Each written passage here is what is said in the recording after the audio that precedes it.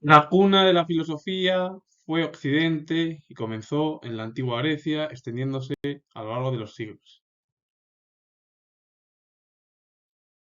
Antes de hablar de las dos figuras filosóficas del mundo antiguo, voy a definir el término neoplatonismo. Es la denominación historiográfica de diferentes momentos de la historia de la filosofía en que se produjo una revitalización del platonismo, una renovación de la filosofía platónica con la influencia del pensamiento oriental. Y además recuerda mucho esta definición a la teosofía, que era coger las ideas del racionalismo occidental con las ideas religiosas de Oriente, y ahí, bueno, pues se llevó a cabo una explicación en la cual, bueno, pues la teosofía pues dio mayor importancia también al mundo de arriba, es decir, al mundo ideal. De ahí luego que el pensamiento neoplatónico evolucionase con el cristianismo, pero nada tiene que ver el neoplatonismo con el platonismo del filósofo griego. Platón habló de las ideas innatas, de ir más allá de lo que perciben nuestros sentidos, es decir, lo que se encuentra en nuestra mente.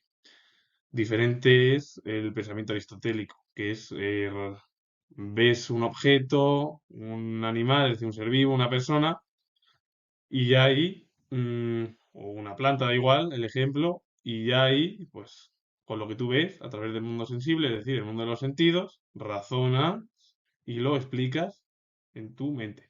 Pues Platón no, Platón explicaba que había que ir más allá de eso, es decir, explicar más allá, por ejemplo, de un objeto, una planta, un animal o una persona. Y luego, claro, el neoplatonismo lo que provocó fue una división entre el mundo terrenal y el mundo celestial, es decir, el mundo de Dios. El mundo de Dios prevalecía sobre el mundo terrenal y bueno, es al final un pensamiento que prevaleció durante todo el periodo medieval, que nada tiene que ver, es verdad que cogieron las ideas o algunas ideas platónicas y las argumentaron con el nuevo pensamiento del cristianismo. Antonio Sacas fue filósofo de Alejandría del siglo III, considerado con frecuencia el fundador del neoplatonismo, un término que habla, pues, al final, una mezcla de las ideas platónicas de la filosofía con el pensamiento oriental. Apolonio de Tiana fue filósofo, matemático y místico griego neopitagórico. Demostró que de un cono único pueden obtenerse los tres tipos de secciones, variando la inclinación del plano que corta el cono. Al final, el cono da igual donde, bueno, la posición que tenga, vertical u horizontal, va a tener los tres tipos de secciones. Da igual que se incline, que no, que lo muevas hacia un lado más para allá, que el cono o la propia figura no se va a modificar y va a tener siempre los mismos puntos.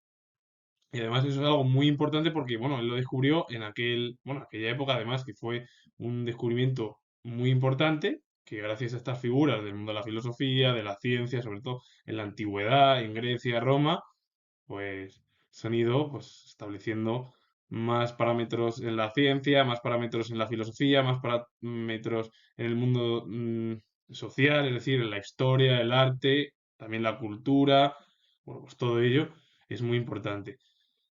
Y si os ha gustado este vídeo relacionado con la filosofía del mundo antiguo y el término neoplatonismo, que nada tiene que ver con las ideas de Platón, Platón hablaba de las ideas innatas, ir más allá de cualquier objeto, ser vivo o humano.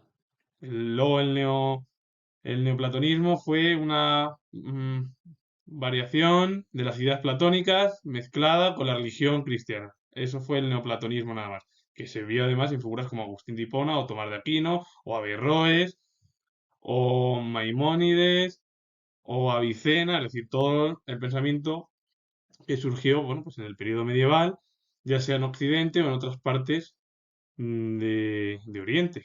Por ejemplo, en España bueno, surgió muy importante Averroes, una figura importantísima del ámbito filosófico. Y bueno, pues comentar que tengo el grado de historia y si os ha gustado este vídeo, darle a like, suscribiros y os mando saludos. Adiós.